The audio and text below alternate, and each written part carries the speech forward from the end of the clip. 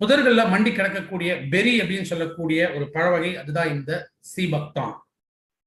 சீபக்தான்ல நம்ம உடலுக்கு தேவைப்படக்கூடிய எல்லா விதமான ஊட்டச்சத்துக்கள் அடங்கியிருக்கு.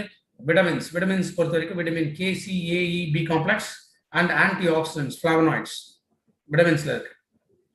ஒமேகா, எல்லா விதமான ஒமேகா இருக்கக்கூடிய ஒரே பழம் அப்படின்னா அது இந்த சீபக்தான். Omega 3, 6, 7 and 9. இப்போ ஒமேகா அப்படின்னா என்ன? நம்ம உடல்ல முக்கியமாக தேவைப்படக்கூடிய ஒரு ஊட்டச்சத்து, ஆனா நம்ம உடம்புனால உற்பத்தி செய்ய முடியாததான் இந்த ஒமேகா ஃபேட்டி ஆசிட்ஸ். ஸோ இந்த ஒமேகா சீபக்தான் மூலமாக எல்லாமே நமக்கு கிடைக்கும். மினரல்ஸா ஜிங்க் அண்ட் மெக்னீசியம் இருக்கு. புரதச்சத்துக்கள் methionine, leucine, lysine, glycine. So சராசரியா 190 பயோ ஆக்டிவ் எலிமெண்ட்ஸ் ஒரே ஒரு பெரின்னு சொல்லக்கூடிய ஒரு பழத்துல இருக்கு. இதுல கேரட்டினாய்ட்ஸ் இருக்கு, டோகோஃபெரால்ஸ் இருக்கு, ஃபிளாவனாய்ட்ஸ், லிபிட்ஸ், அஸ்கார்பிக் ஆசிட், இந்த மாதிரி நம்ம பாடியை எசென்ஷியலா தேவைப்படக்கூடிய ஊட்டச்சத்துக்கள் இது எல்லாமே முழுமையாக இருக்கக்கூடியதான் இந்த சீபக்தான்ல. அப்ப சீபக்தான்ல இருந்து கிடைக்கக்கூடிய ஹெல்த் பெனிஃபிட்ஸ் ஒரு நாள் நல்ல ஹை எனர்ஜி லெவல்ஸ் மெயின்டைன் பண்ணணுமா, சீபக்தான் எடு.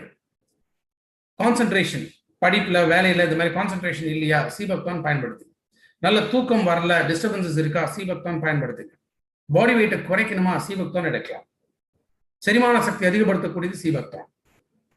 சர்க்கரை நோய் இருக்கிறவங்க, இதயம் சம்பந்தப்பட்ட நோய் இருக்கிறவங்க, தைராய்டு ப்ராப்ளம், ஹைப்போ இந்த மாதிரி தைராய்டு இருந்தாலுமே தைராய்டு ப்ராப்ளம்க்கு சீபக்தான் ரெக்கமெண்ட் பண்ணலாம்.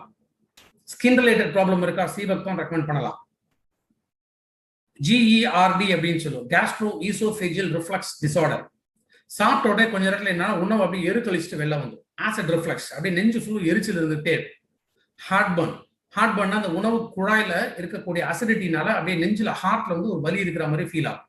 இதான் உணவு குழாய் சம்பந்தப்பட்ட விஷயங்கள். இந்த ப்ராப்ளம்காக சீபக்தான் எடுத்துட்டு வரலாம்.